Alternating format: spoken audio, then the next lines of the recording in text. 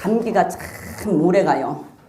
심하지는 않는데 기침을 한 번씩 이렇게 하고 자꾸 이렇게 막 목이 간질거리고 기침하고 그러면 기침을 조금씩 많이는 아닌데 조금씩 했는데도 이제 이 창자가 아파. 창자가 아파서 여기가 물려 아파서 기침 많이 안 하는데도 어쩌다 한 번 하면 이렇게 계속 기침을 조금 하고 나면 창자가 아파요. 그런 약을 먹으니까 약을 또 계속 먹었더니 이제 위가 아파.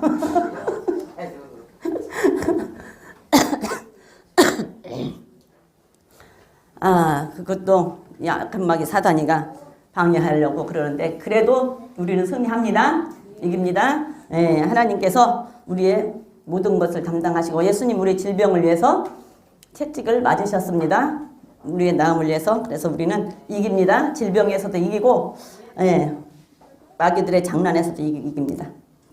자, 요셉에 대해서 우리가 보고 있으면서 지난주에 우리가 8절 9절까지 보았습니다. 그래서 오늘 다시 한번 7절부터 10절까지 한번 다시 한번 8절 9절만 다시 한번 읽어보겠습니다. 39장 8절 9절만 한번 다시 한번 읽어보고 우리 다시 넘어가기로 하겠습니다. 시작. 요셉이 거절하며 자기 주인의 처에게 이르되 나의 주인이 가중 재반 소유를 간섭지 아니하고 다 내 손에 위임하였으니 이 집에는 나보다 큰 이가 없으며 주인이 아무것도 내게 금하지 아니하였어도 금한 것은 당신뿐이니 당신은 자기 아내임이라. 그런즉 내가 어찌 이 악을 행하며 하나님께 득죄하리이까. 아멘. 그 주인의 보디발의 아내가 이제 요셉을 꼬시려고 하는데 요셉이 하는 말이잖아요.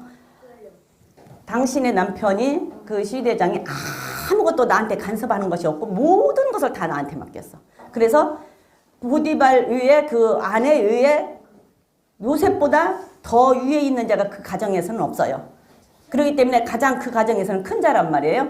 그랬지만 그럼에도 불구하고 아무것도 간섭한 것이 없지만 그리고 나한테 뭘 하지 말라고 한 것이 없지만 당신만은 안 된다라고 요셉은 거절을 하잖아요. 당신만은 안 된다. 근데 그걸 하는 게 하나님 앞에 죄라는 것을 요셉은 알고 있기 때문에 내가 어떻게 하나님 앞에 죄를 짓냐, 내가 어떻게 하나님 앞에 악을 행하냐라고 얘기를 하잖아요. 그래서 우리 지난 시간에 보면서 어떻게 하나님 앞에 악을 행하냐 이런 얘기를 했어요. 그래서 요셉은 하나님 앞에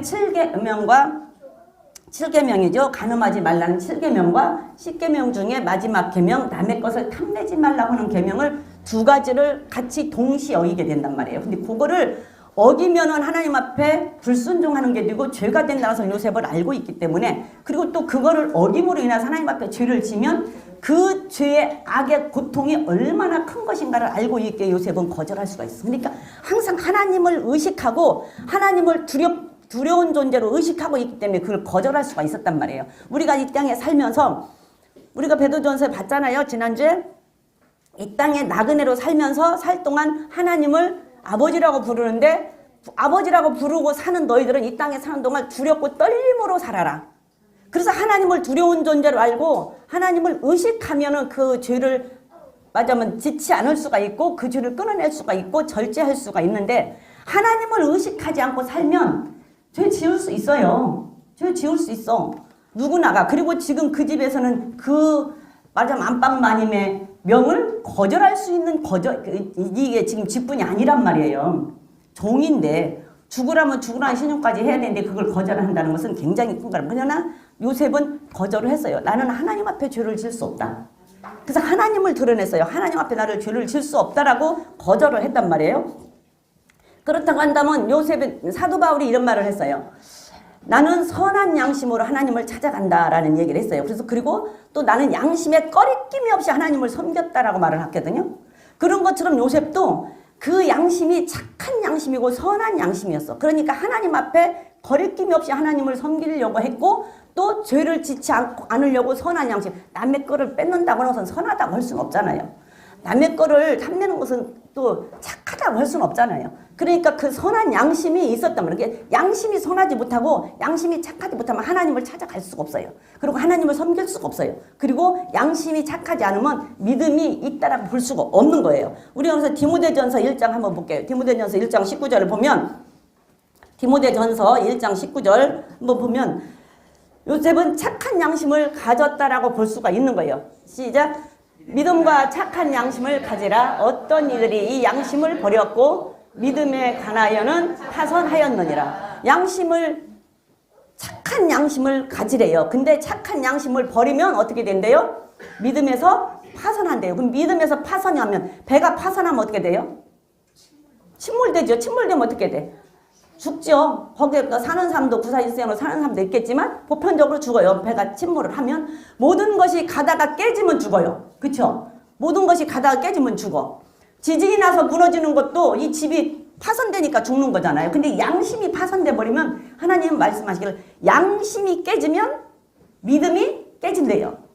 양심이 깨지면 믿음이 깨져. 믿음이 깨지면 하나님을 경외할 수가 없어요. 믿음이 깨지면 하나님을 경외할 수가 없어. 그러니까 어떤 사람들은 그 양심을 버렸기 때문에 믿음이 파산을 한대요. 그러니까 우리가 양심이 깨지면 내 본 양심을 버리면 이 양심이 깨지면 하나님을 섬긴다라고 볼 수가 없어요. 양심이 깨지면 하나님을 섬긴다라고 볼 수가 없어. 왜? 우리 양심에 착한 양심도 있는가 하면 선한 양심도 있죠. 근데 거기에 더러워진 양심도 있어요. 또 화인 맞은 양심도 있어요. 양심이 더러워지면 죄를 지어도 그 죄에 대한 별로 큰 맞으면 자책감이 없어. 근데 화인 맞은 양심은 죄를 지어도 죄인 줄도 몰라. 화인 맞아 버렸기 때문에 아무것도 몰라. 그래서 우리는 항상 내 본 양심을 버리면 안 돼요. 내 양심을 버리면 이 양심은 착한 양심이 있고 악한 양심이 있어. 더러워진 양심이 있잖아요. 근데 내 이 착한 양심을 버리면 믿음이 파산한대잖아요. 믿음이 파산하면 하나님을 섬길 수가 없어요. 그래서 착한 양심을 가지라고 하잖아요. 우리는 그래서 착한 양심과 선한 양심을 가져야 돼요. 그래서 사도 바울이 하는 말이 그 말이에요. 나는 선한 양심으로 하나님을 찾아간다. 그래서 선한 양심만 선하고 착한 양심을 가진 자들이 하나님을 찾아가지 선하지 않은 자들은 하나님을 찾아갈 수가 없어요. 나는 선한 양심으로 하나님을 찾아간다. 그리고 나는 양심에 거리낌이 없이 하나님을 섬겼다라고 얘기를 하잖아요. 그래서 우리는 정말로 양심에 거리낌이 없는 행동을 해야 돼요. 양심에 거리낌이 없는 양심을 가져야 돼요. 뭐야 이거? 아니, 목사님 안 찾아도 돼요. 이따가 찾을 거예요. 네. 그래서 우리는 착한 양심을 가지고 하나님 앞에 가야 된다라는 사실이에요. 그래서 요셉이 절제할 수 있다라는 것은 참 마음이 착하고 아름다운 양심을 갖고 아름다운 마음을 가지고 있다라는 얘기예요. 절제할 수 있다라는 거 굉장히 큰 거예요. 그래서 우리가 갈라디아서 5장에 보면은 절제의 열매가 나오잖아. 그렇죠? 절제의 열매. 절제 열매가 굉장히 위대하고 아름다운 거예요. 절제는 오직 사람만이 할 수 있다고 그랬어요. 짐승은 절제를 못해요.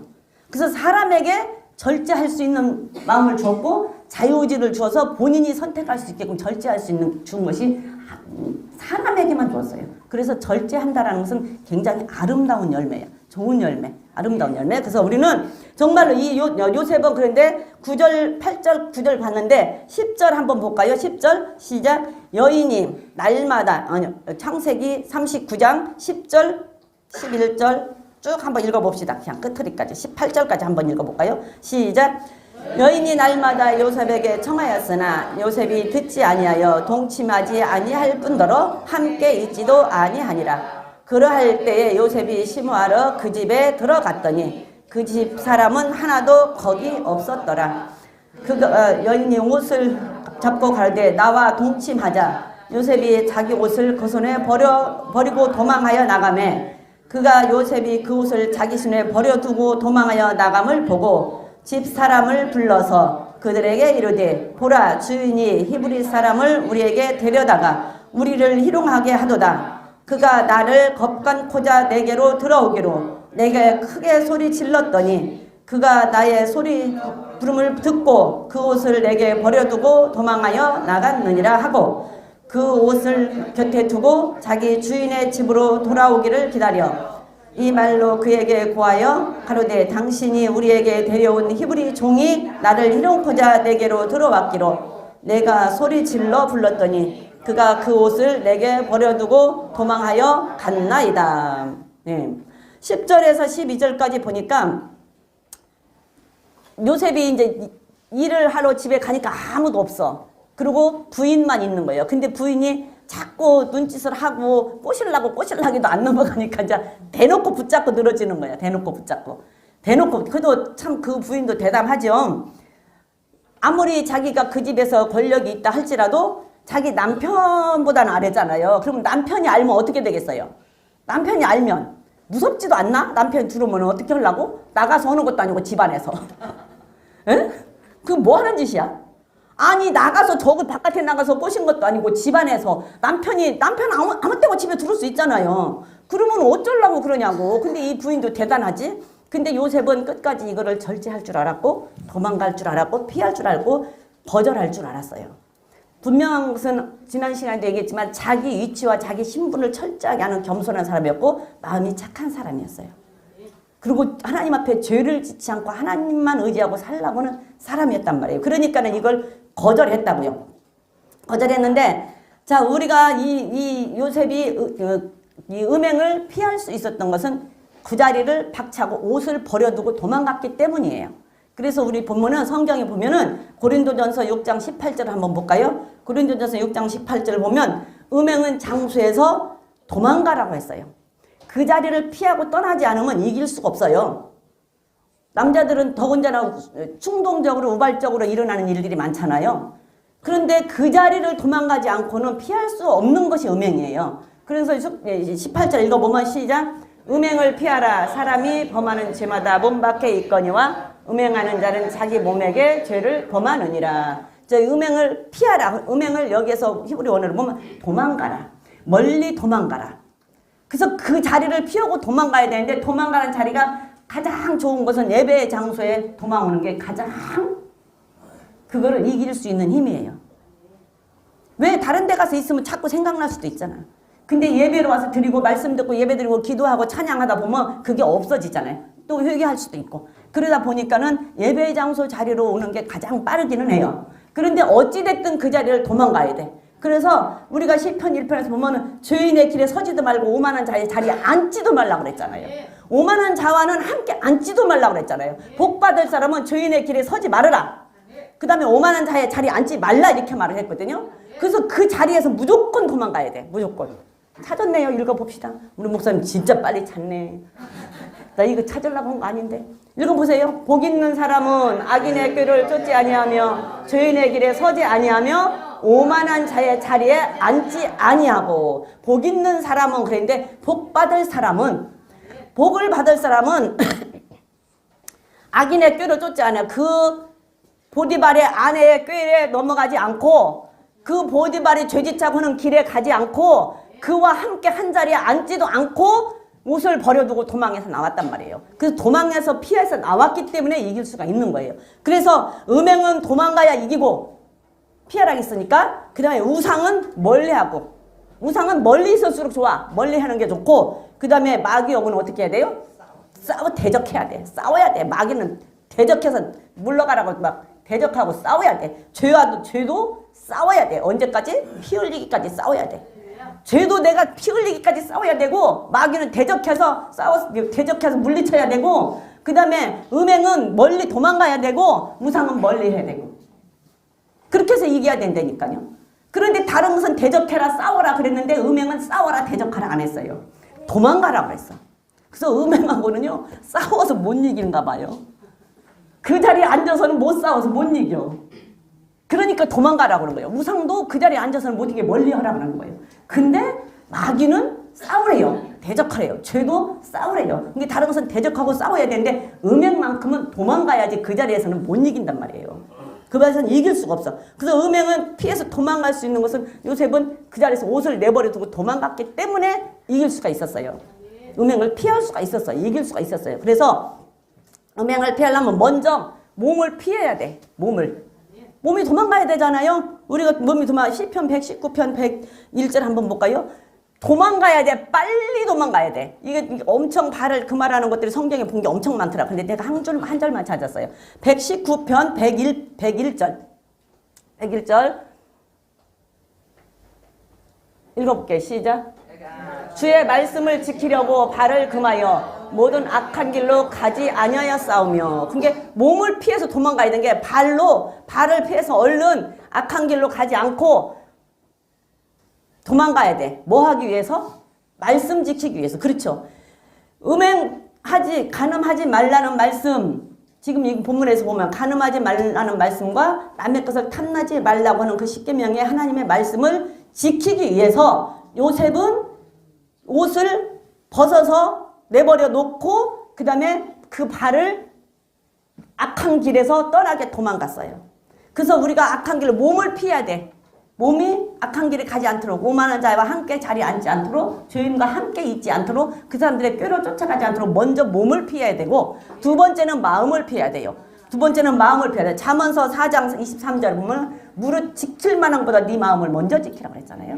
그래서 마음을 피해야 돼. 마음을 피할 수 있고 마음을 지킬 수 있어야 돼요. 마음을 지킬 수 있어야지 이길 수 있는 거예요. 한번 읽어봅시다. 시작. 무릇 지킬 만한 것보다 더욱 네 마음을 지키라. 생명의 근원이 이에서 남이라. 마음을 지켜야 돼. 우리의 마음 생각 따라서 마음 따라서 모든 것이 바뀌거든요. 마음 따라서 바뀌니까 지킬 만한 것 중에서 마음을 지키래요. 그래야 생명이 이 마음 지키는 데서 나오는 거야. 우리가 마음을 지켜서 내가 믿음도 지켜야 내가 영원한 생명을 얻지요. 죄를 안 지키려고 해야, 죄를 안 지으려고 해야 내가 영원한 생명도 얻지요. 그러니까 생명의 근원이 네가 영원한 생명을 얻는 것은 네 마음 지키는 거에서부터 시작이라는 얘기예요. 그래서 마음을 지키래요. 마음을 지켜라. 그 다음에 다시 또 한번 볼까요? 베드로전서 5장 9절을 보면 네 마음을 굳게 하래요. 네 마음을 굳게 해라. 그래서 믿음에서 떠나지 말아라. 시작. 너희는 믿음을 굳게 하여 저를 대적하라. 이는 세상에 있는 너희 형제들도 동일한 고난을 당한 줄을 알미니라. 믿음이 우리가 바로 똑바로 서야 돼.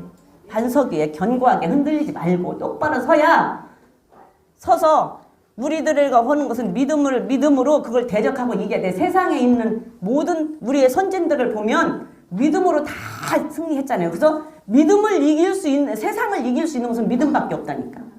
내가 믿음이 견고하게 서야 마귀를 대적할 수가 있지요. 내가 믿음이 견고하게 서야 마음을 지킬 수가 있지요. 내가 믿음이 견고하게 서야 죄와 싸워서 이길 수가 있어요. 내가 믿음이 없으면 그 사람이 붙잡고 늘어지는데 그 자리에 주저앉았을 수 있어요. 내 마음을 지키지 못하면 그 자리에 주저앉을 수 있어요. 그리고 죄를 지을 수도 있잖아요. 하나님을 의식하지 않으면. 그리고 나서 내가 한 거 아니잖아요. 핑계 있잖아. 나는 안 하려고 했는데 어쩔 수 없었어. 왜? 붙잡고 안 놔줘서. 그렇잖아요. 붙잡고 안 놔줘서 어쩔 수 없어. 나는 안 하려고 했어. 이게 핑계할 수 있잖아요.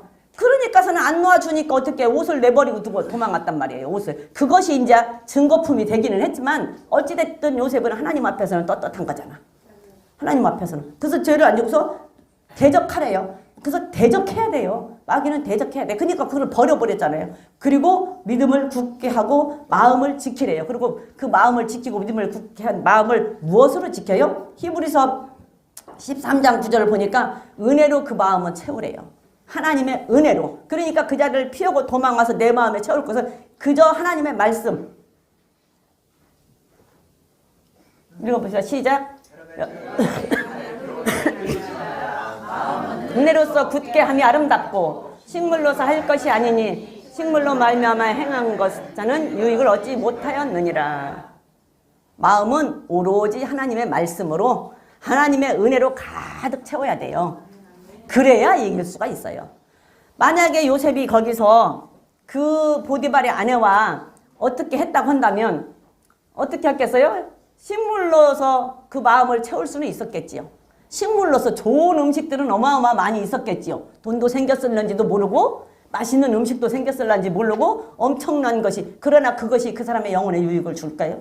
못 주잖아요. 그러니까 마음은 하나님의 말씀으로 채워야 되고 하나님의 은혜로 채워야 돼요.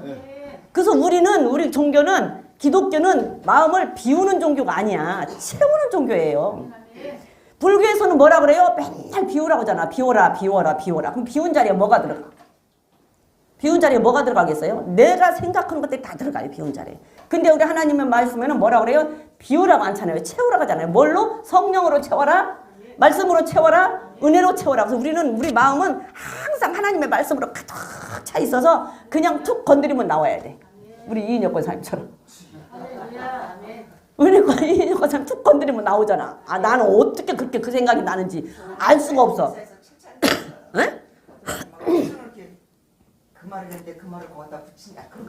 그러니까 내 말이 그 말이요. 어떻게 이 말을 했는데 이 말을 갖다 여기에 연결시켜서 그 말을 거기다 붙이냐고. 어떻게 그게 항상 이 마음에 가득 차 있어야 돼. 말씀으로, 은혜로. 그래서 툭 치면 툭 나와야 된다니까. 그래야 죄를 지차고 하면 금방 나올 거 아니야. 저것 좀 갖고 와봐. 저것 좀 훔쳐와봐. 그러면 아, 그거 훔치면은 하나님 앞에 악이야. 죄야. 이것이 금방 생각이 나야 안 훔칠까요? 근데 뭐 그거 저것 정도야 뭐 좀 괜찮지. 저건 하찮은 것이니까 이럴 수 있잖아. 그리고 나중에 이제 집에 가서 곰곰이 생각해보면 아, 그것도 훔친 것은 훔친 것인가 이렇게 될 수도 있잖아요. 그러니까 항상 우리 마음에는 은혜로 가득 채워 있어야 되고 말씀으로 가득 채워 있어야 되고 성령으로 가득 채워 있어서 시마다 때마다 분초마다 하나님의 말씀이 기억나고 생각나야 된다니까. 뭐를 하려고 할 때마다. 요셉은 이렇게 한 것 같아. 그러니까 그거를 피할 수가 있었잖아요. 그 마음에 가득 찬 게 하나님의 말씀. 그냥 그저 오로지 하나님의 할아버지 때부터 내려와서 배웠던 거니까 그냥 오로지 하나님의 말씀대로 하나님을 섬기고 하나님을 두려운 존재로 두렵고 떨림으로 살려고 항상 하나님만 의식하고 살았던 요셉이었단 말이에요. 그러니까 이걸 다 피할 수가 있었다고. 그리고 또 우리가 죄를 짓지 않고 이런 것들을 피할 수 있는 것. 그래서 방법은 심판을 기억하고 살면 죄를 안 질 수 있어. 얼마나 무섭잖아요. 얘기했잖아요. 지금 이 땅에서 하나님을 아버지라고 부르는데 그 아버지라고 부르는 아버지를 나중에 심판대 앞에서도 아버지 하면 여러분들 나는 이 말씀을 보면서 그 생각을 했어. 이렇게 남자들 그 TV 같은 데서도 보면 왜 있잖아요. 뭐 국회의원들 드라마도 보면 뭐 검사들 이런 사람들 있잖아요. 그리고 회장들 이런 사람들 있잖아요. 그런 사람들 회사에서는 어때요? 아주 무섭잖아. 그리고 누가 뭐라 하면 발로 막 탁 차고 막 발로 때리고 차고 막 그래도 깜짝 못 오고 막 그리고 너무 무섭잖아요. 그리고 아주 카리스마 있게 하잖아요. 근데 집에 가면 자기 자녀들한테는 안 그래. 자기 자녀들한테는 안 그러고 자기 부인한테는 안 그래. 부인이 뭐라고 아무 소리 못 하더라. 근데 나와서는 그냥 발로 차고 막 성질을 부리고 막 난리를 치잖아요. 그리고 막 무섭잖아 막. 그리고 우리가 보면은 판사다, 뭐 검사다, 경찰이다, 뭐 대통령이다 이런 사람 앞에 가면 어때요? 무섭잖아요. 무섭지. 그리고 또 혹시라도 실수할까 봐. 그런데 그 아내는 안 그러잖아. 그 아들들은 안 그러잖아요. 그 아들들은 그 생각이 들더라고. 그러면 우리가 하나님 앞에 갔는데 하나님의 심판이 있다고 생각을 하면 하나님 앞에 갔는데 하나님 앞에 딱 섰는데 하나님을 아버지라고 하면 하나님 우리한테도 막 이러겠어. 안 그러잖아요. 우리한테는 그냥 정말로 자상하게 반갑게 그냥 미소 지어줄 거 아니에요. 근데 그 심판자로 보는 사람, 법관으로 보고 판사로 보는 사람은 벌벌벌벌 떨 거 아니에요. 그래서 심판이 있다라는 것을 의식하면 죄를 안 지을 수 있다니까. 야고보서 3장 12절이에요. 야고보서 3장 있어. 율법대로 심판받을 자처럼 말도 하고 행동도 해라. 그러니까 우리는 항상 심판을 생각하고 말도 해야 되고 심판을 생각하고 행동을 해야 돼. 내가 이거 하면은 잘못된 거 아닌가? 3장 12절. 이건 내가 하면 잘못된 거 아닌가? 내가 이 말을 하면 잘못된 거 아닌가? 그래서 한 입 갖고 단물과 쓴물을 내지 말라 그러잖아요. 한 입 갖고 단물과 쓴물 내지 말라 그러잖아요. 근데 어디 가서는 그냥 여기에서는 찬양한다고 막 그러고 감사하다고 막 손 들고 찬양하고 예배 마치고 나가고는 나가서 누구하고 싸워. 그리고 막 안 좋은 말 하고. 그러니까 하나님은 다 한 입 갖고 단물과 선물 내지 말아라. 한 입으로 찬양하고 기도하고 말씀 듣고 하고 어떻게 나가서는 또 딴 사람하고 막 욕하고 악하고 막 그거 욕심 부리고 싸우냐고요. 그러니까 한 입 갖고 두 말 하지 말아라. 단물 쓴물 내지 말아라. 그래서 행동도 말도 심판받을 자처럼 말도 하고 행동도 하라는 얘기예요. 읽어보세요. 시작. 너희는 자유의 율법대로 심판받을 자처럼 말도 하고 행하기도 하라. 자유의 율법. 우리가 율법을 잘 지키면요 자유예요. 말씀 안에서는 얼마든지 우리가 자유할 수 있어요. 말씀 밖으로 벗어나니까 그 말씀이 우리를 책임을 안 주는 거지. 말씀 안에 있으면 얼마든지 자유할 수 있다고. 말씀 밖으로 벗어나면 말씀이 책임을 안 전다니까. 우리를 책임 안 져줘요. 말씀이. 근데 말씀 안에 있을 때는 말씀이 다 우리를 책임을 져요. 그래서 자유의 율법이라고 그랬어요. 자유율법. 진리를 알지니 진리가 너희를 자유케 하리라고. 사람들은 예수 믿으면 다 자유인 줄 알고 나 예수 믿은 게 모든 것이 다 만사 형통이 자유인 줄 알아. 근데 아니라니까요. 진리, 그 말씀, 그 율법이 그 안에 테두리 안에 있을 때 그게 자유하게 우리를 책임 져준다고. 우리가 자유할 수 있도록 책임을 져준다고요. 그래서 우리가 그 율법 안에 있을 때 책임을 지지 율법 밖에 벗어나면 그 말씀이 우리를 책임을 안 져준다고요. 그래서 우리는 어차피 믿는 자들은 그냥 하나님의 자녀요, 하나님의 백성이니까, 그리고 천국의 시민들이니까 그 안에 있어야 돼. 그 테두리, 그 법령 안에. 그 법령 안에. 대한민국 사람이 대한민국 법령 안에 있을 때 대한민국 안에서 자유함을 얻는데 대한민국 법령 안에 벗어나면 그 법령이 책임을 안 져줘요. 그래서 법령 안에 있을 때, 하나님 안에 있을 때, 말씀 안에 있을 때, 천국 시민 안에 있을 때 그 말씀이 우리를 책임을 져서 너희는 자유의 율법대로 말도 하고 행동도 해라. 심판받을 거. 그러니까 우리가 심판받을 걸 생각하면 이길 수가 있다. 근데 내 양심이 더러워져 있으면 심판받을 것보다 이거 이 정도는 괜찮겠지? 그리고 회개하면 되겠지? 근데 알고 짓고 회개하는 것은 하나님이 용서해 줄까? 나 그건 모르겠어요. 알고 내가 이게 죄인 줄 알아. 근데 이거는 괜찮겠지? 그리고 내가 이거 하고 회개해야지? 이렇게 하고 작정하고 죄를 짓고 회개하는 것은 하나님이 용서를 해 주실까? 그건 나는 모르겠어. 그거는 모르겠어요. 근데 그거 아니고 더러워진 양심이나 화인 맞은 양심은 아예 죄인지도 모르니까 그것도 저것도 모르고 더러워진 양심은 혹시 그럴 수도 있다니까. 죄를 조금은 가볍게 생각할 수도 있다. 우리가 이 땅에서 살면서 가볍게 생각을 하니까 하나님을 못 섬기고 하나님을 못 믿는 거예요. 가볍게 생각하니까. 근데 가볍게 생각할 일이 아니라고요. 가볍게 생각하지. 분명하게 현실로 다가온다고요. 보이는 세계도 현실이고 보이지 않는 세계도 현실이라는 것을 욥을 통해서 우리가 배웠어요. 그 전에 욥을 통해서. 그래서 보이지 않는 세계도 현실이고 지금 현재 보이는 세계도 현실이라고요. 그러면 보이지 않는 세계에서 일어나는 것이 지금 현실로 여기에서 일어나고 여기에서 일어난 것이 보이지 않는 세계에서 일어나고 있다고요. 그래서 분명하게 우리 앞에 현실로 다가온다는 사실을 우리는 항상 기억을 해야 돼요. 또 하나는 그 다음에 또 이기려면 어떻게 하냐. 마태복음 5장 27절 30절 한번 보겠습니다. 자기의 신체를 잘라낼 각오를 해야 죄를 안 질 수가 있어.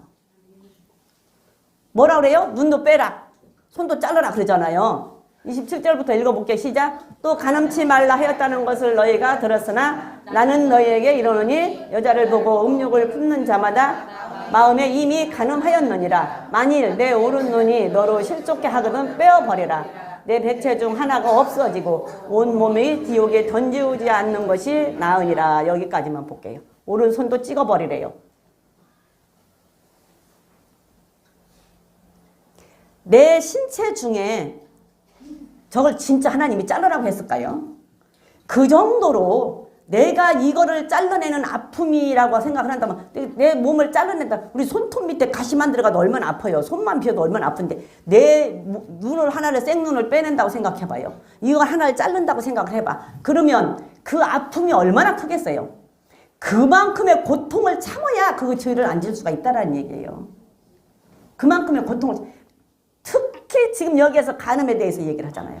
간음죄는 정말로 이거는 끊어내기가 힘들고 잘라내기가 힘들기 때문에 백체 중에 하나를 잘라내라. 네 눈을 빼내라고 그 정도로 아픔을 참고 이거 견뎌내기는 너무너무 힘들다라는 얘기예요. 간음죄는.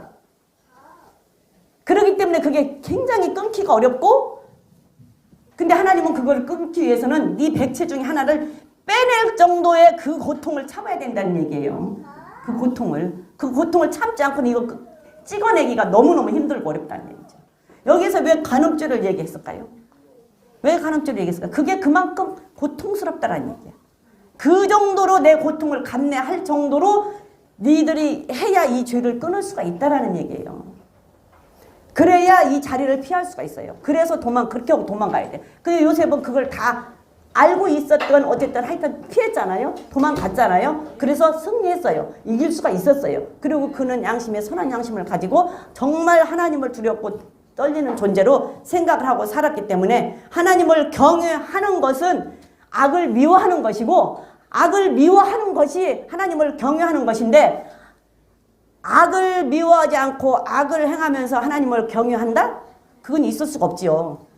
있을 수가 없어요. 악을 미워하지 않고 악을 행하면서 하나님을 경외한다고 하는 것은 있을 수가 없어요.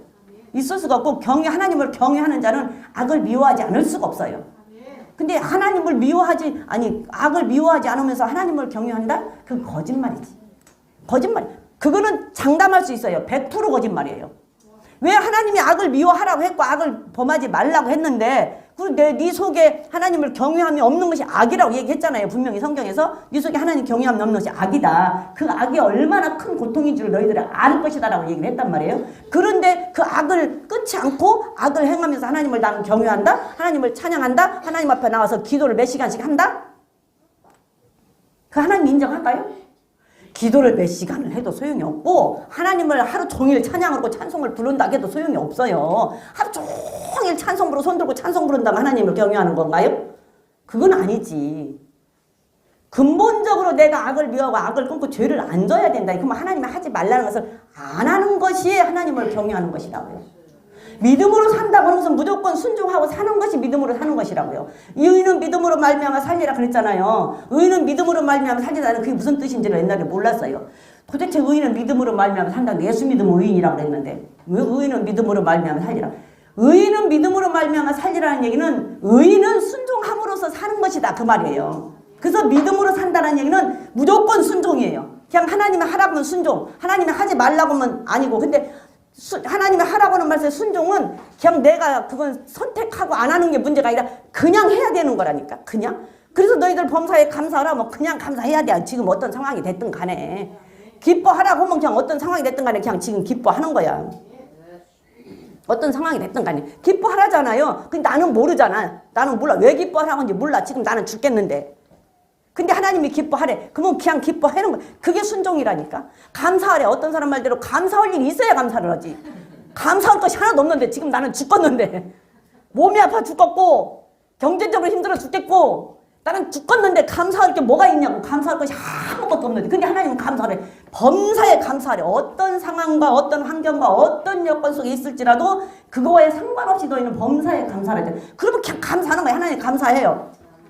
하나님이 감사하라 했으니까 그냥 감사하는 거예요. 그렇잖아요? 하나님이 감사하라 했으니까 그냥 감사하는 거예요. 우리 믿는 사람들은 그냥 하나님이 감사하라 했으면 감사한 게 하나님이 하라고 했으면 하는 거예요. 하지 말라고 했으면 안 하는 거고. 네? 감사하라 했으면 감사, 그냥 감사. 그래서 베드로전서 2장 11절 한번 보면 나그네와 행인 같은 너희를 권하노니 영혼을 거스려 싸우는 육체의 정욕을 제어하라. 영혼과 할까 말까 선은 영은 선은 쪽으로 가야 되는데 마음은 이 육체는 자꾸 악한 쪽으로 가려고 계속 싸우잖아요. 근데 그것을 끊으래잖아요. 제어하라. 브레이크를 밟아서 그건 딱 작동시켜 놓고 끊어야 된다는 얘기예요. 육체적으로 영혼을 거스리는 것은 딱 제어시켜 놓고 작동시켜 제어하라. 끊어라. 제어시켜서 정지시켜 놓고 그것을 십자가에 못 박으라. 육체의 정욕도 육체의 생각도 육체의 모든 일을 육체의 욕망도 십자가에 못 박아라. 십자가에 못 박아라. 읽어보세요. 사랑하는 자들아 나그네와 행인 같은 너희를 권하노니 영혼을 거스려 싸우는 육체의 정욕을 제어하라. 나그네와 행인 같은 우리는 나그네라고 그랬어요. 우리는 행인이에요. 근데 이 땅에 나그네와 행인 같은 우리에게 하나님께서 권면한대요. 내가 너희한테 정말 너희들한테 진짜 진심으로 권한다. 하나님께서 하시는 말씀은 너희는 그쪽에서 지금 너희가 거기가 너희 집이 아니고 거기는 네가 나그네로 사는 여행지다. 지나가는 행인이나 똑같은 사람이라고 거기는 지나오는 곳이다. 그러기 때문에 내가 너희들한테 진짜로 권한다. 육신의 정욕이 앞서고 네가 영적으로 살려고 하는 것을 가로막으려고 할 때는 브레이크를 잡고 제어를 시켜서 정지시켜 놓고 그것과 영혼을 거셔 싸우는 것을 싸워라. 영혼을 거시는 걸 싸워라. 그래야 네가 살 수 있다.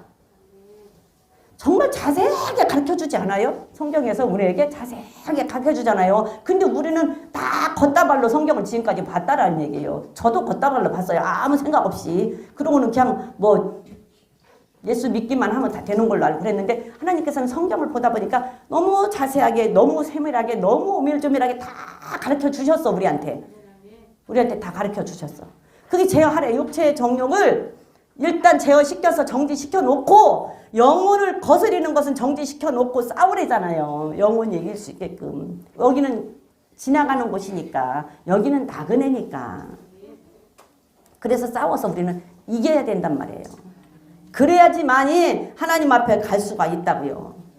그래서 사도 바울은 맨날 그랬잖아요. 나는 내 몸을 쳐서 복종시킨다고. 자기 몸을 때려서 말 안 들으니까 자기 몸은 사도 바울 같은 사람이 그 말을 했어요. 자기 몸을 때려서 복종시킨대. 자기 몸을 때려서 말을 안 들으니까 몸이 말을 안 들으니까 사도 바울 같은 사람이 몸이 말을 안 들으니까 자기 몸을 때려서 복종을 시켰대. 왜? 자기는 전하는 자가 됐다가 나중에 천국 못 갈까 봐. 그 말이 두려운 말이에요. 두려운 말. 나도 어떤 때 그 생각이 들어. 나는 이렇게 설교한다고 이렇게 하면서 해놓고 만약에 천국을 갔는데 나는 지옥 가 있고 다른 사람들 다 천국 가 있으면 나는 뭐가 되지? 나 뭐가 되는 거야? 나 뭐가 되는 거냐고. 그러나 이거 깎아본 일이다 이 생각이 들어. 근데 천국을 갔을 때 우리 이 식구들 다 천국에서 만나면 얼마나 반가울까 또 그 생각도 들어요. 응? 우리 식구들 다 천국 갔는데 다 천국에서 만나면 얼마나 반갑겠어요. 그러면 이제 후에 이제 거기는 천국은 우리가 다 이렇게 영적으로 다 적용식 알아보기는 다 알아보겠다. 근데 이제 우리가 이렇게 아는 사람들은 이제 내가 먼저 가서 있어도 이따가 누구 온다 그러면 누구 온다고 반가워서 또 마중도 나오고 할 거 아니에요. 근데 그 밑에 사람은 이제 알란가 모르지만 그냥 알 거예요. 왜냐면 우리 몸이 아니니까. 신령체로 다 바뀌어서 모든 걸 다 알 수가 있어요. 그러니까 우리가 가야 베드로도 누군지 알고 사도 바울도 누군 줄 알지. 아브라함도 누군지 그렇지 않으면 모르잖아요. 그리고 거기는 가면 그냥 우리는 우리 말하고 그 사람들은 그 사람 말해도 다 알더러. 영적으로 다 통하기 때문에 우리는 그냥 우리 현대는 이 말하고 그 사람들은 자기네들 그 사는 나라 말해도 우리 다 소통해. 거기는. 그러니 거기 가서 우리 이렇게 다 이제 가서 있는데 누구 이렇게 여기 있는 사람들 다 이렇게 만나면 얼마나 반가울까 이 생각도 해봐요. 얼마나 반가울까. 야, 우리 옛날에 그렇게 했는데 그렇게 하고 한 거 잘했지. 그래서 그 말 듣고 있기 잘했지. 뭐 이러고 말하면 얼마나 좋겠어요. 여기 있네. 내가 내 몸을 쳐 복종하게 하면 내가 남에게 전파한 후에 자기가 도리어 버림이 될까 두려워합니다. 사도 바울이 이 말을 했다니까. 사도 바울이. 자기 얼마나 많이 말씀을 가르치고 죽을 고비를 얼마나 넘기고 살았던 사도 바울이 항상 자기 몸을 때려서 복종시킬 때 몸이 말을 안 들으니까. 우리도 마음이 항상 싸우잖아요. 항상 선과 악이 항상 싸워 우리 속에서. 매 순간 우리는 선과 악을 싸워서 우리가 이겨야 되는데 질 때도 있잖아. 괜찮아요. 졌으면 얼른 회개하고 돌이키고 다시 이기면 되니까. 아직 여기 있는 동안에는 얼른 돌이키고 이기면 돼요. 다시. 그러나 안 하면 더 좋지. 이기면 승리하면 더 좋지. 지금 요셉은 승리를 했어요. 이겼어요. 그렇게 이기고 정말로 하나님 앞에 떳떳하게 살 수 있는 사람으로 이겼단 말이에요. 하나님을 선한 양심을 가지고 착한 양심을 가지고 하나님 앞에 이겼어요. 그런데 13절부터 18절까지 보니까 요셉이 그 옷을 자기 손에 버리고 도망갔어요. 그쵸? 39장에 보니까 또 도망갔네? 도망갔는데 이 와이프가 어떻게? 보디발의 아내가 그 도망간 옷을 증거품으로 삼았어. 이 옷을 증거품으로. 이게 요셉의 옷이다. 근데 나를 겁탈하려고 했는데 내가 소리 지르니까 도망갔다고. 근데 이게 증거잖아. 증거물이 없으면 뭐라고 할 말이 없는데 증거물이 있어요. 증거물이. 근데 이 세상에 이런 일들이 허다하게 많아요. 솔직히 말을 하면. 우리가 지나간 것들도 보면. 그잖아요. 어떤 사람은 무슨 살인사건, 살인사건에 걸렸고, 그 장애인이 살인사건에 걸렸고, 몇십 년 살다 나온 거 지난번에 나왔잖아요. 근데 그 사람들도 다 증거품 들이대고 증거 다 해가지고서는 그렇게 했잖아요. 근데 그 사람은 그 장애인이 무슨 그걸 했을까 싶은데 형사들도 참 나쁜 사람들은 나빠요. 형사들은 정말 정직하게 해야 되는데 정말 나쁜 사람들도 있어. 내가 이 어떤 사람한테 그 얘기를 한번 들었어요. 진짜 형사한테. 진짜 형사한테. 진짜 형사를 했대요. 옛날에. 진짜 형사를. 전라도에서. 전라도 목포인가 여수에서. 여수가 자기 고향이래. 근데 자기 꿈이 여수라고 여수에서 빌딩 하나 짓고 사는 게 자기 꿈이래요. 근데 그때 형사를 했어. 그랬는데 형사 했는데 그때 당시에 교통사고가 났는데 노대에 그때 당시 옛날이니까 노대가 그렇게 크지 않을 때예요. 노대에 그 사장하고 어떤 차가 부딪힌 거야. 그랬는데 들어왔는데 이제 다친 사람이 좀 많이 다쳤나 봐요. 많이 다쳐서 들어왔는데 뒷조사를 해보니까 아무것도 없더래. 그 여자 집이 그냥 시골에서 농사 짓는 마자면 무지랭이야. 그리고 아무 그게 없더래요. 그러니까는 그때 당시에 그 노태 사장한테 1억을 받고 근데 그 얘기를 하나도 부끄럽지 않게 아무리 지나간 일이지만 나는 창피해서 말을 못하겠는데 아무렇지 않게 부끄럽지 않게 이 얘기를 하더라고요. 1억을 받고 그거를 이쪽이 잘못한 걸로 맞으면 하고 이쪽에 보상도 별로 없이 자기가 1억을 받고 그거 해결을 했대요. 그 노태 사장하고. 그러고는 얼마인가 지냈는데 재수사가 들어왔대. 재수사하라고. 그래서 도대체 이 재수사를 누가 하라고 했나. 아무것도 없는데 재수사를 누가 하라고 그랬지. 그리고 다 조사에 찾아본 게 그 사람이 육아집 누가 검사가 하나 있더래. 그러니까 이 얘기를 들어보니 아무리 생각을 해도 아무리 봐도 이쪽에서 잘못하는 것 같지가 않은데 이렇게 되니까 이제 이 검사가 저기를 했나 봐. 그래 육아집 쪽에 누라고 재수사가 들어왔더래. 그래갖고 자기가 책임지고 그 1억 받고 자기가 책임지고 그냥 경찰 옷 벗었대. 안 그러면 감옥 가야 되니까. 경찰 옷을 벗고 근데 지금도 그 사기꾼 비슷한 짓을 하고 살아요. 그런 사람은 지금도. 근데 그 얘기를 부끄럽지 않게 얘기를 하는데 그 소리를 치다보는데 나는 가만히 치다보는데 야 정말 대단하다. 저 말을 한 사람의 생명이잖아요. 한 가정을 망치는 거잖아요. 아무리 시골에서 농사를 짓고 사는 사람이라도 그 사람 일을 그 사람 가정을 망치는 거잖아. 근데 그렇게 해놓고 돈 1억이 커서 자기는 1억을 받아서 잘 먹고 잘 살고 내 자식은 잘 가르치려고 한 가정을 망치고 그렇게 해놓고도 지금 생각해보니 참 내가 잘못했다. 그렇게 해서는 안 되는 건데 참 그때만 해도 내가 좀 철이 없었다라고 이 얘기를 했다면 이해가 되는데 자랑스럽게 이 얘기를 하는 거야. 어떻게 그럴 수가 있지요?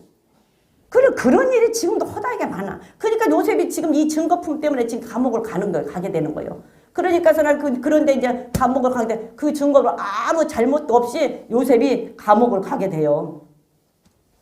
자기 남편한테도 거짓말로 그 얘기를 하잖아. 거짓말로. 근데 남편은 요셉을 그렇게 믿고 그렇게 의지를 해서 자기 모든 것을 다 맡겼던 사람임에도 불구하고 누구 말을 듣겠어요? 그렇죠. 마누라 말 듣지 그 종 말을 듣겠어요? 그게 어떻게 하겠어? 괘씸하지. 얼마나 괘씸합니까? 얼마나 괘씸해요? 자, 19절부터 23절까지 한번 읽어볼게요. 시작. 그 안에 자기에게 구하기를 당신의 종이 내게 이같이 행하였다 하는 말을 듣고 심히 노한지라. 이에 요셉의 주인이 그를 잡아 옥에 넣으니 그 옥은 왕의 죄수를 가두는 곳이었더라. 요셉이 옥에 갇혔으나 여호와께서 요셉과 함께 하시고 그에게 인자를 더하사 전옥에게 은혜를 받게 하시매 전옥이 옥중 죄수를 다 요셉의 손에 맡김으로 그 재반 시물을 요셉이 처리하고 전옥은 그의 손에 맡긴 것을 무엇이든지 돌아보지 아니하였으니 이는 여호와께서 요셉과 함께 하심이라. 여호와께서 그의 범사에 형통케 하심이라. 요셉이 지금 잘못을 했어요? 안 했어요? 안 했어요. 요셉이 꿈을 꾸고 형들한테 꿈 얘기를 했는데 꿈을 꾸게 해달라고 했어요? 안 했어요? 꿈 꾸게 해달라고 한 적도 없어요. 근데 하나님이 그냥 무조건 요셉을 찍었어요. 하나님이 요셉을 택했어요. 그리고 꿈을 꿨어요. 그리고 지금 요셉은 아무 잘못이 없어요. 그 부인이 동침을 하자고 했는데 그 자리에 모든 것을 다 박차고 자기 옷을 내버려두고 자기 옷을 벗어서 던져서 버려놓고까지 이 자리를 피했단 말이에요. 그러면 요셉이 잘했어요? 잘못했어요? 잘했죠. 그러면 잘했어요. 잘했으면 요셉에게 상 줘야 돼요? 벌 줘야 돼요? 상 줘야죠. 근데 지금 요셉이 감옥에 가게 됐어요. 상일까요? 벌일까요? 예? 에? 그치, 지금, 아니, 우리 지금 요새 총리 될 거 몰라. 모르고 지금 우리는 다 알으니까는 괜찮은데 몰라. 우리 요셉이 될 거, 총리 될 걸. 그러면 지금 상이에요, 벌이에요? 벌이요. 이거 억울해요, 안 억울해요? 환장할 일이요. 팔딱 뛰다 죽을 일이지. 근데 요셉이 아무 말을 안 하잖아요. 변명을 안 해요. 왜? 요셉이 변명해본들 뭐 하겠어요, 노예가. 안 그래요? 노예가 변명을 해본들 뭐 하겠냐고. 변명을 해본들 듣겠어요? 아무 백도 없고 누가 봐줄 사람도 아까 말한 것처럼 뒤에 시골 무지생이니까 조사해보니까 아무것도 없으니까는 그쪽으로 뒤집어 씌웠단 말이에요. 여기도 지금 본 게 노예야. 아무것도 아니야. 그러니까는 이 부인도 노예니까 이거 말해본들 얘는 어떻게 할 길도 없어. 그냥 죽이면 끝나. 그리고 남편이 아내 말 듣지 노예의 말을 들을 일도 없고 그러니까 모든 것을 여기다 뒤집어 씌웠어요. 이게 지금 벌 받을 일이란 말이에요. 벌 받을 일이에요. 참 이게 지금 상을 줘야 상을 주어서 요셉을 이렇게 올려서 이 각시를 어떻게 해야 되는데 벌을 받아 감옥에 가게 되네. 이게 어떻게 된 일이야? 감옥에 가게 돼. 우린 지금 요셉이 총리 될 걸 몰라요. 사도행전 23장을 한번 볼까요? 사도행전 23장 한번 보자. 사도행전 23장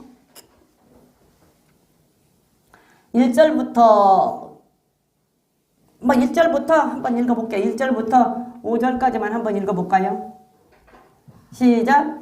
바울의 공유를 주목하여 가르되 여러분 형제들아 오늘날까지 내가 범사의 양심을 따라 하나님을 섬겼노라 하거늘 대제사장 아나니아가 바울 곁에 섰는 이 사람들에게 그 일을 치라 명하니 바울이 가로되 회칠한다며 하나님이 너를 치시리로다. 내가 나를 율법대로 판단한다고 앉아서 율법을 어기고 나를 치라 하느냐 하니 곁에 선 사람이 말하되 하나님이 대제사장을 네가 욕하느냐. 바울이 가로되 형제들아 나는 그가 대제사장인 줄 알지 못하였노라. 기록하였으되 너의 백성의 관원을 비방치 말라 하였느니라 하더라. 바울이 그 한 부분은 사두개인이요 한 부분은 바리새인인 줄 알고 공회에서 유쳐 가로되 여러분 형제들아 나는 바리새인이요 바리새인의 아들이라. 죽은 자의 소망 그 부활을 인하여 내가 신문을 받노라. 그 말을 한즉 바리새인과 사두개인 사이에 다툼이 생겨 무리가 나누이니 이는 사두개인은 부활도 없고 천사도 없고 영도 없다 하고 바리새인은 다 있다 함이라. 여기까지만 읽어볼게요. 바울이 지금 이제 하나님의 말씀을 전하려고 들어가서 하나님의 말씀을 전하는데 이제 이 부활과 소망 이제 부활이 있다고 전하는 그 하나님의 말씀을 전했어요. 그러니까서는 이 파가 갈려서 바리새파하고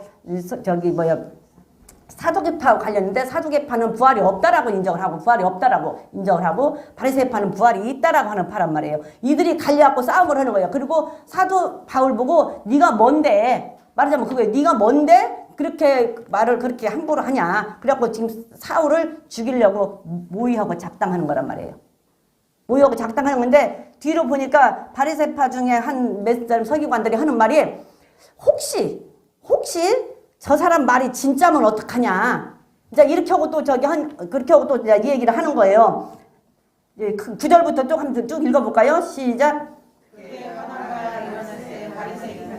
몇 서기관이 일어나 다투어 가로되 우리가 이 사람을 범해 약한 것이 없고 혹 영이나 혹 천사가 저더러 말하였으면 어찌하겠느냐 하여 큰 분쟁이 생기니 천부장이 바울이 저희를 찢겨질까 하여 군사를 명하여 내려 각 무리 가운데 빼앗아 가지고 영문으로 들어가니라. 그날 밤에 주께서 바울 곁에 서서 이르시되 담대하라. 내가 예루살렘에서 나와 이를 증거한 것 같이 로마에서도 증거하여라 하리라. 자, 이렇게 하니까서는 둘이 이제 서기관들이 혹시 저 사람이 보니까 악한 것도 없는데 혹시 진짜로 하나님이 있어서 영으로 한 말이 뭐 우리가 어떡하냐. 그러니까 이제 분쟁이 일어나는 거예요. 이 사람들 분쟁이 바울을 죽이려고 작당을 하는 거예요. 죽이려고 작당을 하면서 하는데 그날 밤에 하나님이 네가 로마 가서 말씀을 증거하게 될 것이다 라는 얘기를 하는 거예요. 로마 가서? 그 로마를 지금 사도 바울은 가야 되는 거예요. 그런데 지금 12절에 보니까 12절부터 보니까 유대인들이 당을 지어서 맹세하는데 바울을 죽이자 그래요. 바울을 죽이는데 한 40명이서 야 바울을 죽이기까지는 먹지도 말고 우리가 먹지도 말고 자지도 말자 이거. 그게 철야하재요. 금식하고 철야. 바울 죽이려고 사람 죽이려고. 아니 사람 죽이려고 금식하고 철야하는 사람 여기 있어. 사람 죽이려고 40명이 바울 한 명 죽이려고 바울 한 명을 죽이려고 금식하고 철회하재요. 40명이 모여서 그때까지는 이제 이 사람들이 바울을 죽이려고 작정을 하는 거예요. 근데 이제 쭉 보니까서는 죽이려고 작정을 했는데 그게 이제 천부장의 귀에 들어가니까 천부장이 바울이 로마에 있는 게 알고 천부장이 빼왔어요. 빼오고 뒤에 가서 보니까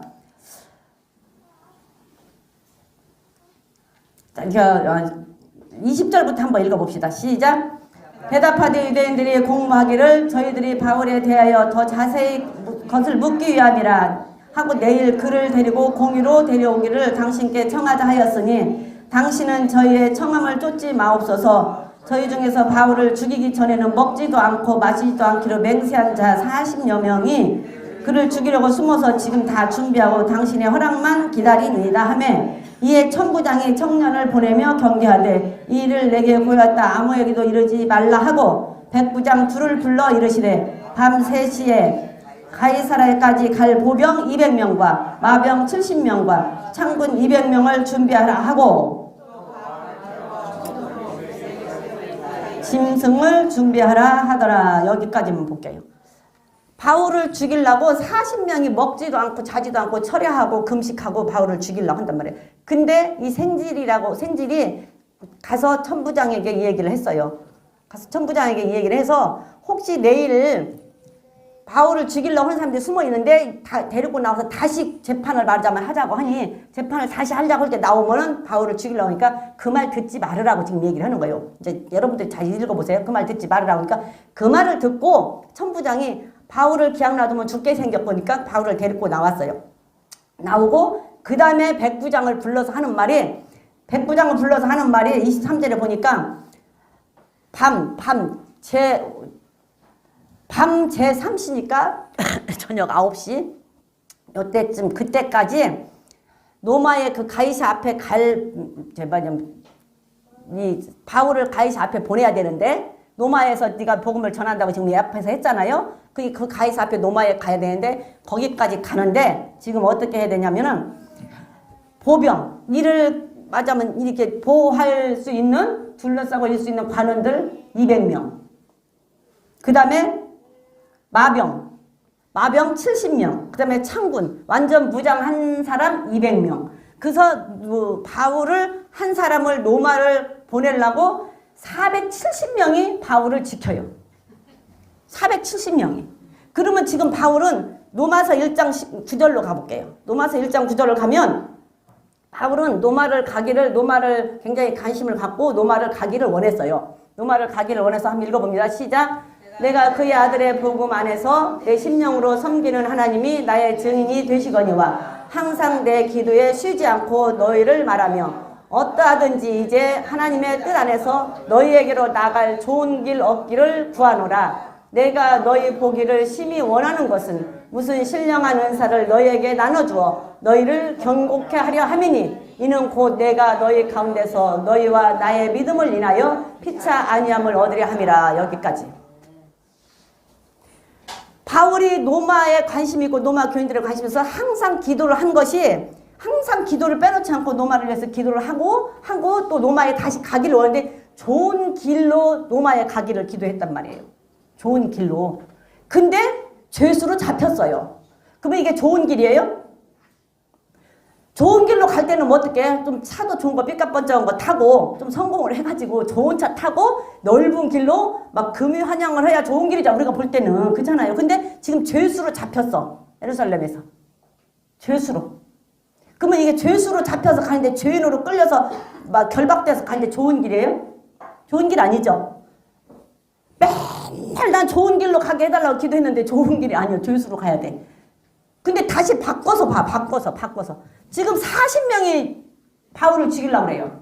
40명이. 그러면 기약 놔두면 누구 손에 죽을지 몰라. 밥도 안 먹고 잠도 안 자고 지금 바울을 죽이려고 한다는데 어떤 손에 죽을지 어떻게 아냐고. 그런데 거기에 바울을 로마를 보내기 위해서 470명이라는 사람이 포위를 했어요. 하나님의 편에서 볼 때는 이게 가장 좋은 길이요.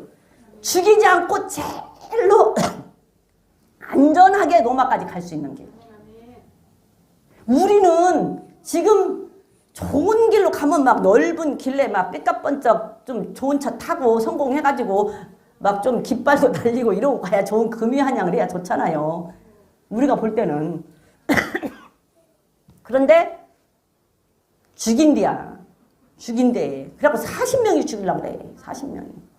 그런데 그 40명이 죽이려고 하는 것을 못 죽이게 하기 위해서 하나님이 준비한 것은 470명의 그 바울을 포위하는 사람들, 물론 다른 죄수도 있지만 470명이 바울을 지키고 노마까지 가요. 여기서부터 쭉 뒤를 읽어보면 그거예요. 이거를 전제로 보고 나중에 이 사도행전을 끝 뒤에 한번 읽어보세요. 재밌을 거예요. 이것이 좋은 길이라니까. 이것이 하나님께서 바울을 로마로 보내는 가장 좋은 길이라고. 안 죽이고 가장 안전하게. 우리가 어떻게 하나님의 뜻을 아냐고. 우리는 지금 현재 잡힌 것만 보고 죄수된 것만 보고 감옥만 보는 거예요. 그러면 요셉은 또 요셉을 못 보고 그냥 넘어가요. 끝나야 되겠네. 요셉은 지금 감옥을 가. 감옥을. 근데 지금 아무것도 안 보여. 아무것도 안 보여. 잘못한 거 지금 상 줘야 돼. 상. 상 줘서 그 노예에서 해방시켜 주던가 노예에서 노예 증서를 뺏어서 어떻게 해주던가 해야 되는데 감옥을 가요. 감옥을. 끝나야 되거든요. 왜 감옥을 가는 것이 좋은 것인가 한번 여러분 생각해 갖고 와봐. 다음 주에. 왜 감옥을 가는 게 좋은 것인가 한번 생각을 해봐. 요셉은 노예예요. 노예. 그러면 노예는 어떻게 될 것이며 감옥은 가는 게 왜 감옥을 가는 것이 좋은 길일까 한번 생각해 보세요. 네, 우리 30분이에요. 조금 지나면 목사님 나와요. 그러니까 끝나야 돼. 네. 사도 바울이 그렇게 가는 길이 로마로 가는 길이 가장 좋은 길. 우리는 몰라. 우리가 어떻게 하나님의 뜻을 알고 하나님의 생각을 알겠어요. 근데 그것이 가장 좋은 길. 그래서 하나님이 하신 말씀이 너희가 시련을 만나거든 그냥 팔짝팔짝 뛰고 기뻐해라 하는 말이 이해가 되는 거예요. 우리는 몰라. 근데 하나님은 알잖아요. 그러니까 그 말을 하신 거예요. 하나님이. 그 말을. 그래서 지금 우리가 어떤 상황 속에서든 어떤 환경 속에서든 내가 지금 어떻게가 있든 간에 우리는 그냥 기뻐하면 되는 거예요. 기뻐하라 했으니까. 그것이 지금 나에게 가장 좋은 길일 수 있으니까. 그렇잖아요? 우리 다 같이 기도하시겠습니다. 기도하시고 돌아가시고 다음 주에 숙제예요. 왜 요셉이 감옥 가는 것이 복일까? 한번 생각해 보고 오시기 바랍니다.